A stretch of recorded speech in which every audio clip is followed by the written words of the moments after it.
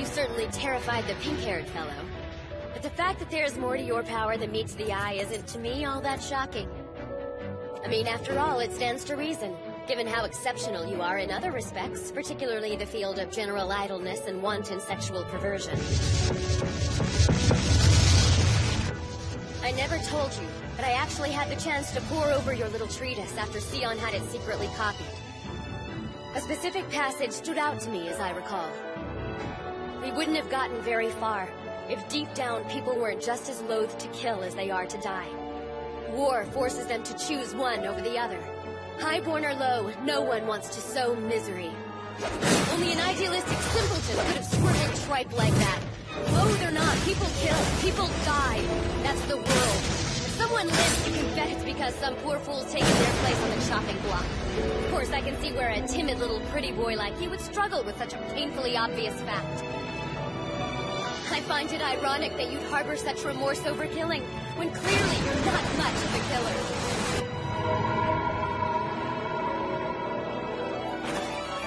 See? Look at you. I've insulted you to your face, and still you stand there. No monster worthy of the name would take so much abuse. You pine about how much death and destruction you've sown, and yet here I've dodged your attack no less than 5 times. I'll make a deal with you, though. Your next attack I won't dodge.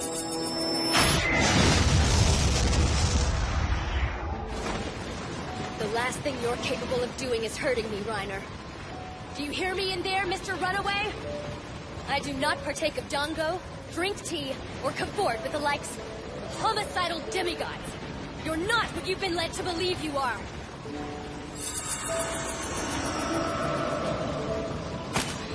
Open your ears and listen to me! All of you. Shut the hell up. Everything goes back to nothing. Your time is done.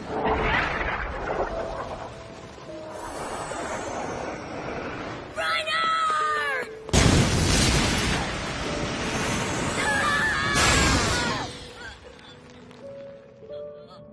Varys, I'm sorry. You have to close my eyes. I can't do it.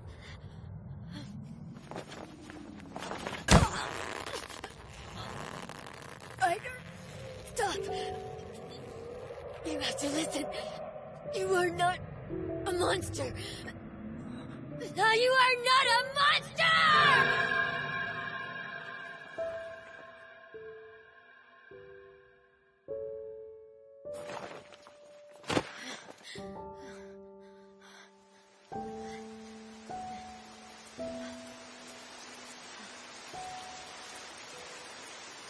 I was this close to snuffing your life out like a candle.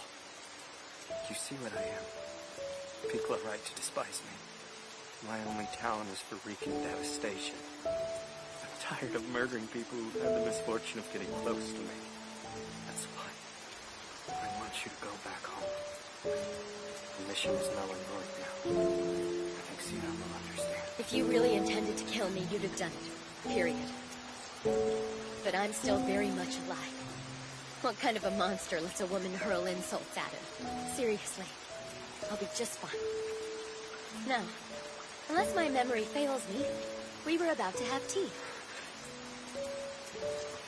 Believe it or not, I still have some of the dango left that Iris brought me.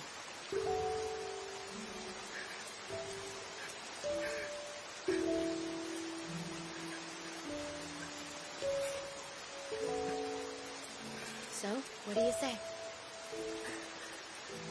I say, I'm home.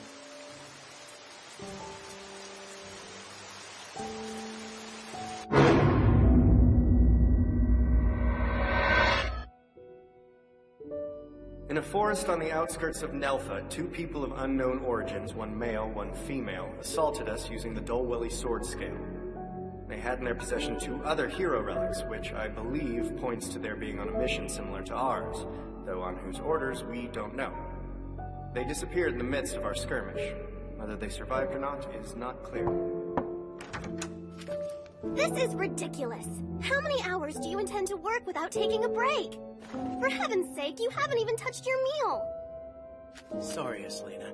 As soon as I come to a decent stopping point, I'll eat something. Not a day goes by when you don't promise that. Yeah, or sit there moping with that look on your face. What is it this time? Nothing anyone need concern themselves with, I assure you. There you go again, thinking you could shoulder the weight of the world all by yourself. You know you're gonna drive us all crazy. Eslina, when the king shackles himself to the workload, unless he's physically stopped, he'll burrow through the whole pile.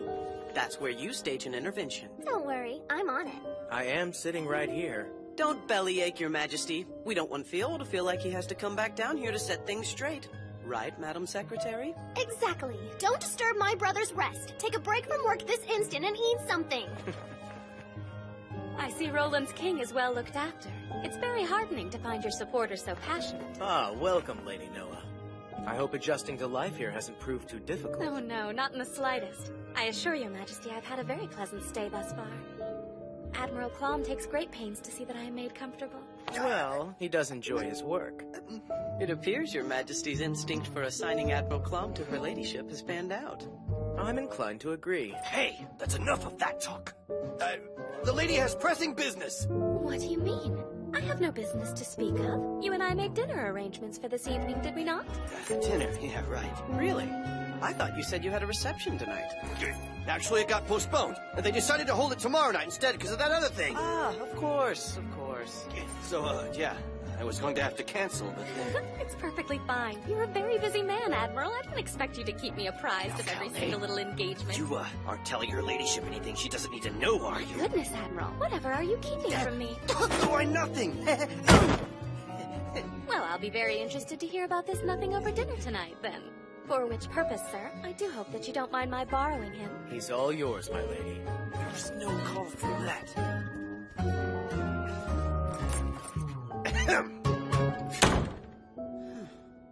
Good thing for him, there's no accounting for taste.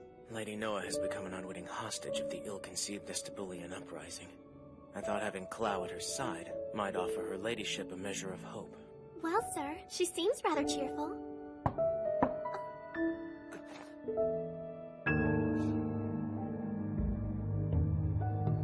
Has your grace yet had a moment to read through my proposal? I have, yes. And it would seem the Northern Territories are in dire straits indeed. Imperial Stole boasts formidable forces in the region, as you know. But the newly emergent royal family of Kastark in the northernmost territory has spearheaded the annexation of numerous vassal kingdoms as of late, with predatory swiftness, one might say. The delicate equilibrium of Minoris has begun to stagger. Full-scale war is almost certainly imminent. In which case, our first order of business is to solidify the home front. If we cannot manage to bind the country together internally by holding the errant nobility in check, we shall fall and the ravaging vortex of unrest will consume us. To that end, what is called for is a political purge. That would be the surest route to the kingdom's stabilization, yes. Such an extreme measure. A measure your legacy as a ruler will come to eclipse. Keep your own house in order as the maelstrom rages without, sir, and the common stock of Minoris will flock to Roland's hold for shelter. But only, of course, if by that time Roland itself has not succumbed irreparably to the maelstrom raging within. Again, sir, if I venture too far too soon, I am duty-bound to stop at your command.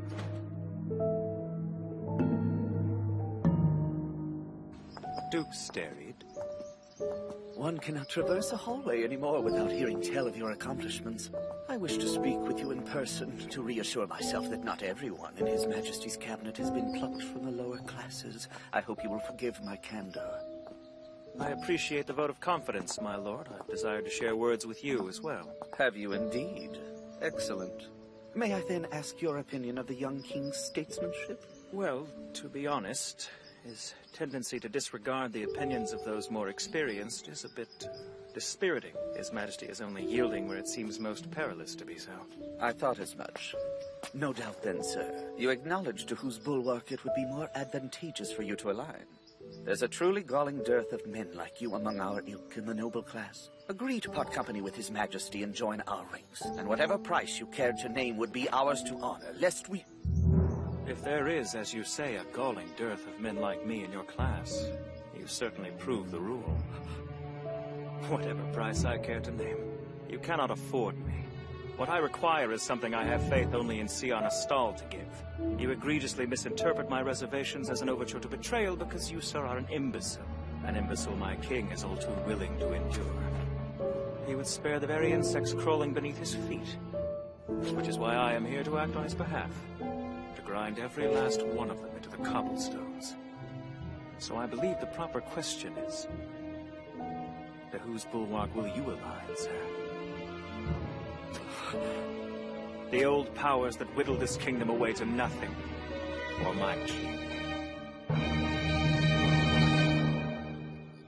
It's getting rather late, isn't it? I hope your ladyship isn't cross with me for the charade earlier. Cross? Come now, Admiral Clom. Do I truly strike you as the sort of woman to wax peevish over such trifles? No. It's just that sometimes a woman means one thing and says another. Oh? You seem somewhat alarmingly well-versed in the ways of the fair sex, my dear Admiral. Again with the Admiral thing. Look, you can drop the formalities around me, all right? Clow works just fine. How could any woman ever be cross with you? I promise I'm not upset in the slightest. Simply not accustomed to being out of doors this late. Certainly not beneath so lovely a night sky. Is it really all that striking? I mean, it's the same sky over Estebul, isn't it? Well, the view is similar for everyone, I suppose. But the sense of it changes depending on whom one views it with. Wouldn't you agree? Sure, why not? You are a credit to the kingdom you serve, Admiral Clom. I am pleased to know you. By that I mean only to express my gratitude. I've had such fun with you. My apologies for staying...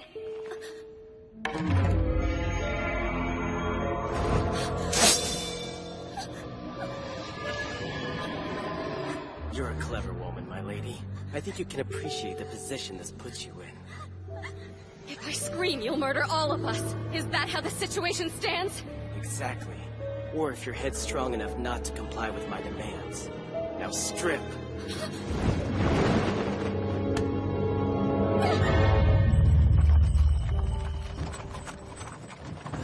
Maybe one of these days I'll understand a woman's thinking.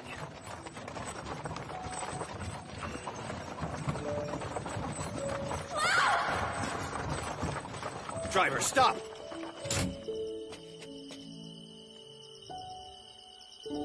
Damn it! Noah! Are you all right?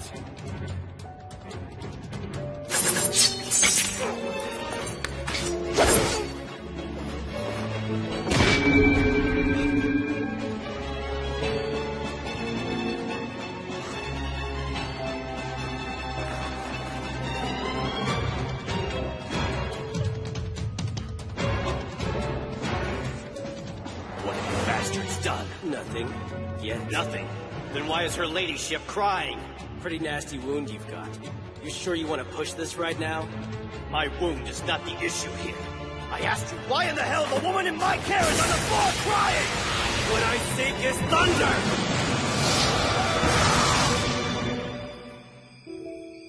I'd say once we've made it over the summit, the mountain paths should give a good view of our next destination.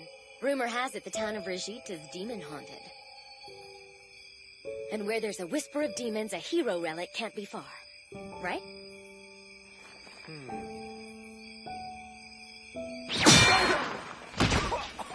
On your feet, pretty boy.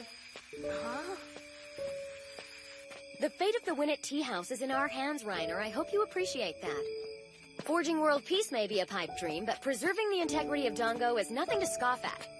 You and your obsession with Dongo inspires me to become the cause's foremost champion.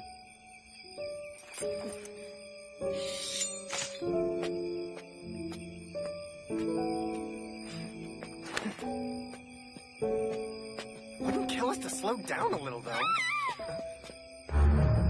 Get back here, you little brat! Don't be stupid. You're only making this harder on all of us. No! Stop it! No! Somebody help! Knock it off! Do you have any idea how much trouble you've stirred up? Is beating up a defenseless little girl really the first impression you want to make on a total stranger? Who asked you to get involved?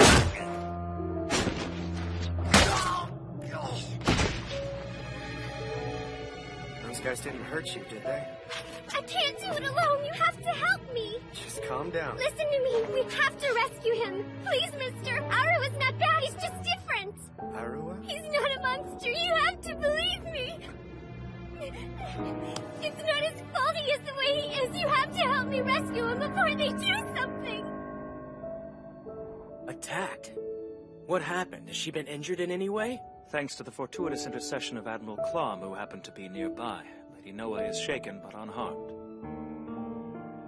Her presence here has been key in setting Roland and Estival on a path to reconciliation. Had she been killed in tonight's assault, the newly healed schism between our kingdoms would have reopened. You, as her protector, would have been the focal point of popular revolt. I should have expected this of them. She was theirs for the picking, and I knew it. The nobility holds nothing sacred in their war against me, save what increases their lands or lines their purses. If they cannot be circumnavigated, what path then lays before you? The path that you have shown me.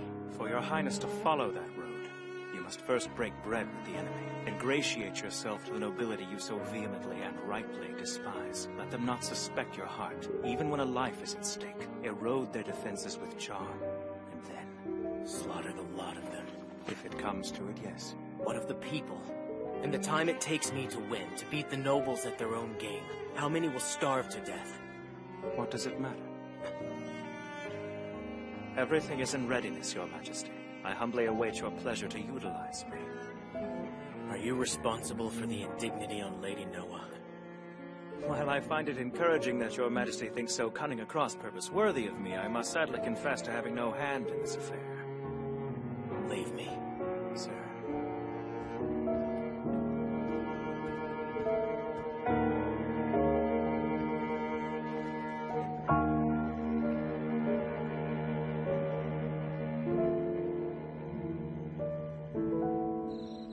Arua's been my best friend forever, and for a long time everything was fine.